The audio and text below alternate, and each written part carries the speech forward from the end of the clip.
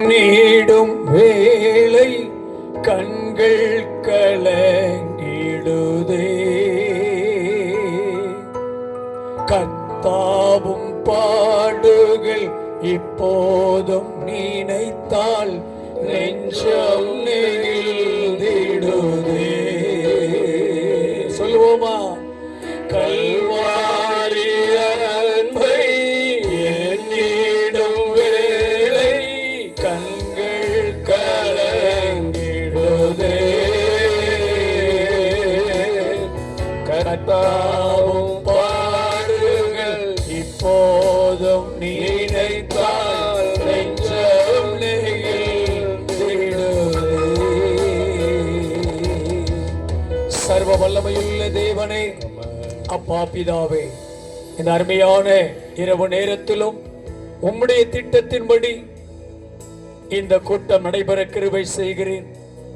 சுவிசேஷத்தை அறிவிப்பது எங்கள் மேல் விழுந்த கடமை. நீர் செய்த நன்மைகள் கோடா கோடி. நாங்கள் உயிரோடு இருப்பது உம்முடைய கிருபை அப்பா. நடந்து சென்றாலும், அமர்ந்திருந்தாலும், படுத்திருந்தாலும், விழித்திருந்தாலும் உங்க கிருபை. பழக்கமான இடத்திலே நாங்கள் வழக்கமாய் சென்று நடந்து சென்றாலும் உங்க கிருபைதான் எங்களை தாங்கணும். கால்கள் வலிவி விடக்கூடாது, காயங்கள் வந்து விடக்கூடாது. தாழ்த்துகிறோம். ஆத்துமாக்களை ஆதாயப்படுத்துவதில் இருக்கிற குறைகள் மன்னிக்கப்படட்டும். எங்களை ரட்சித்த தேவன் கிறிஸ்து என்னும் உலக ரட்சகர், நாங்கள் அதை அறிவிக்க வேண்டுமே. நாங்கள் கடன்பட்டிருக்கிறோம். நீரே உதவி செய்யும். நீர் மாத்திரம் இந்த இடத்திலே மகிமைப்படுவீராக. இயேசு ராஜாவின் நாமத்தில் ஜெபிக்கிறோம் நல்ல பிதாவே, ஆம். ரோமரின் புஸ்தகம் 6ஆம் அதிகாரம் 22ஆம் வசனம். இப்பொழுது நீங்கள் பாவத்திலிருந்து விடுதலையாக்கப்பட்டு தேவனுக்கு அடிமைகளானதினால் பரிசுத்தமாகுதல் உங்களுக்கு கிடைக்கும் பலன், முடிவோ நித்திய ஜீவன். ஹலோ, கவனியுங்கள். பாவத்தின் சம்பளம் மரணம், தேவனுடைய கிருபை வரமோ நம்முடைய கர்த்தராகிய இயேசு கிறிஸ்துவினால் உண்டான நித்திய ஜீவன், எட்டர்னல் லைஃப். அதிலே சொல்லப்பட்டிருக்கிறது இப்பொழுது. now. அப்பா, எப்பொழுது? அதற்கு முன்னாடி எப்படி? ஒவ்வொருத்தருடைய வாழ்க்கையும் தாறுமாறான வாழ்க்கை, அவலட்சணமான வாழ்க்கை, தேவனுக்கு விரோதமான ஒரு வாழ்க்கை. சில ஆவிகள் இருக்கிறது. தாறுமாறான ஆவி, குழப்பத்தை உண்டு பண்ணுகிற ஆவி, பிரிவினையை உண்டு பண்ணுகிற ஆவி, குடிப்பழக்கத்தை ஏற்படுத்துகிற ஆவி, இச்சை உண்டு பண்ணுகிற ஆவி, அதைத்தான் வேசித்தனத்தின் ஆவி என்றெல்லாம் சொல்லுகிறோம். கலகத்தை உண்டு பண்ணுகிற ஆவி, வஞ்சகத்தை உண்டு பண்ணுகிற ஆவி, வசிக்கிற ஆவி, இப்படி பலவிதமான ஆவிகள். அவைகள்தான் இந்த தாறுமாறுகளை உண்டு பண்ணுகிறது. தேவனை விட்டு பிரிக்கிற ஆவிகள், பாவம் செய்ய வைக்கிற ஒரு ஸ்பிரிட். சத்துரு யாரை விழுங்கலாம் என்று வகை தேடி சுற்றி திரிகிறான். தேவனுக்கு கீழ்ப்படிந்திருங்கள், பிசாசுக்கு எதிர்த்து நில்லுங்கள். அப்பொழுது, எப்பொழுது? அப்பொழுது நாம் செய்ய வேண்டியதை செய்யும் பொழுது, கீழ்ப்படியும் பொழுது,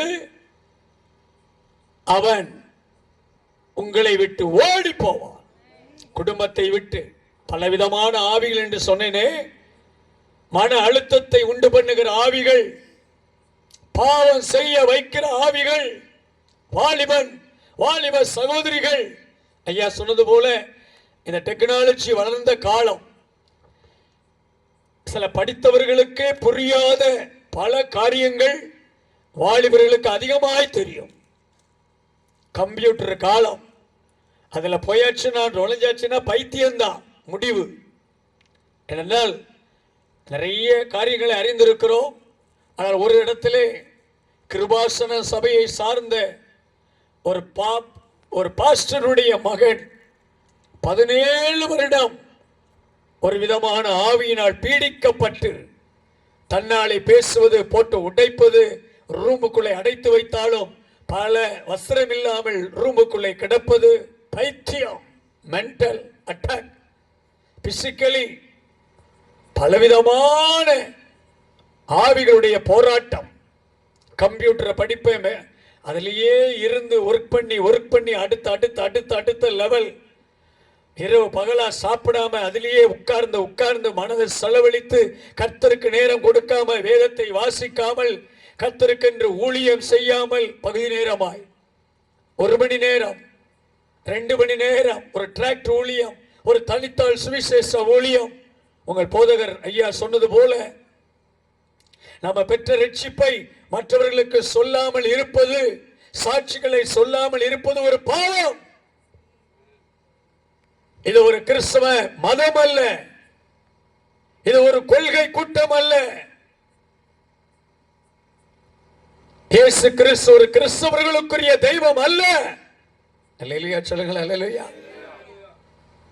நமக்குள்ளே வீணான பாரம்பரியம் ஆகாது.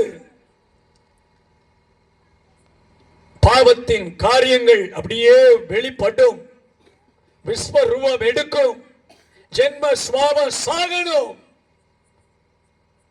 இப்படி பலவிதமான காரியங்களினாலே அந்த மகன் பீடிக்கப்பட்டு, இப்பொழுது கடந்த முறை நாங்கள் பண்டாரபுரம் சாத்தாங்குளத்தில் இருக்கிற பண்டாரபுரத்திலே அந்த இடத்திலே ட்ரக் மீட்டிங் கொடுக்கப்பட்ட 2 நாளை நடத்திடுவோம்னு சொல்லும் பொழுது எங்கள் மகன் வெளியே ஓடிவிட்டான். நாங்கள் எல்லாரும் கண்ணீரோடு இருக்கிறோம். பாஸ்டர் எப்படி நடத்துவது, எங்களுக்கு இதை குறித்த ஒரு மைண்ட் இல்லை, தேடிக்கொண்டே இருக்கிறோம். 10-15 பேர் தினமும் இரவு பகலாய் பல இடங்கள், தூத்துக்குடி, அந்த எல்க, திருநெல்வேலி எல்க, இப்படி பல இடங்களிலே தேடுகிறார்கள்.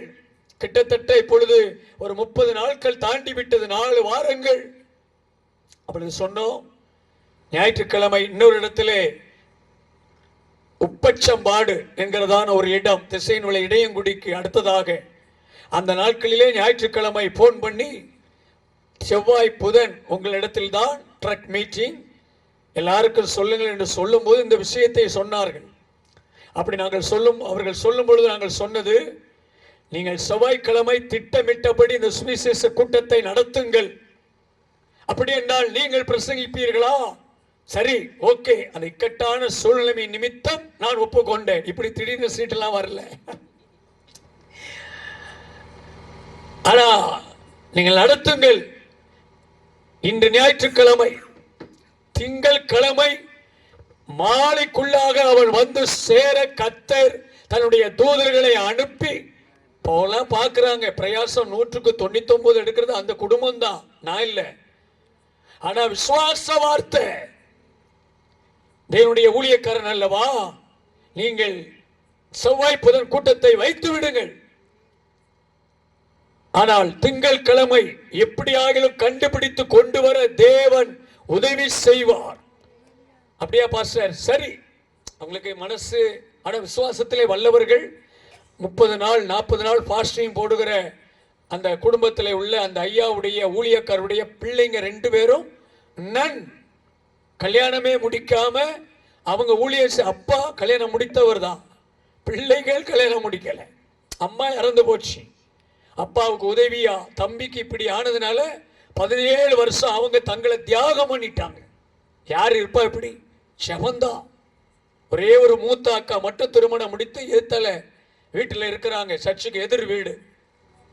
அடுத்த சகோதரி, இந்த தம்பி 17 வருஷம் பாதிக்கப்பட்டவர். எப்படி இருக்கும் வாழ்க்கை? அதன் மத்தியில் அவங்க ஜெபத்தை விடல, விசுவாசத்தை விடல. ஆனா சரின்னு சொல்லிட்டாங்க. நாங்கள் செவ்வாய்க்கிழமை 6:30 மணி ஆகிட்டு போய் சேர்றதுக்கு போய் நிற்கிறோம். செட்டப் பண்ணுறதுக்கு இடம்லாம் சொல்லியாச்சு. ஐயா வண்டியெல்லாம் நல்ல இமானுவேல் பிரதர், இந்த ஓட்டுநர் ஊழியத்தை செய்கிற அவர்கள் அருமையான இடத்துல கொண்டு விட்டாங்க. தம்பிமார், தம்பி கிங் இருக்கிறார் இங்கே, கிங் அவர், தம்பி ஆரோன், இவங்கெல்லாம் அந்த வேலைகளை கவனிக்கிறாங்க. நான் நேர உள்ள போனேன். அவங்கள பாஸ்டரை பார்த்துட்டு வந்துட்டேன். பாஸ்டர், அவங்க மகா ஓடி வருது. சிஸ்டர், அந்த சிஸ்டர் ஊழியத்தில் இருக்கிற சிஸ்டர், பாஸ்டர் திங்கட்கிழமை சாயங்காலம் 5 மணிக்கு என் தம்பியை ஆண்டவர் கொண்டு வந்து சேர்த்துட்டாரு. ஆனா நிலைமை பயங்கரம். வஸ்திரம் இல்லாம கிடந்தான், ரோட்ல படுத்து கிடந்தான், ஒரு போலீஸ் ஸ்டேஷனுக்கு ஏத்தாப்புல தான் உட்கார்ந்து கிடந்தான். ஆனா வண்டிகள்லாம் போகுது வருது, இப்படியோ கண்டுபிடிச்சு கொண்டு வந்துட்டாங்க. பாஸ்டர் தலையில கையை வச்சு ஜெபம் பண்ணுங்க. போன உடனே முதல் வேலை தலையில கையை வச்சு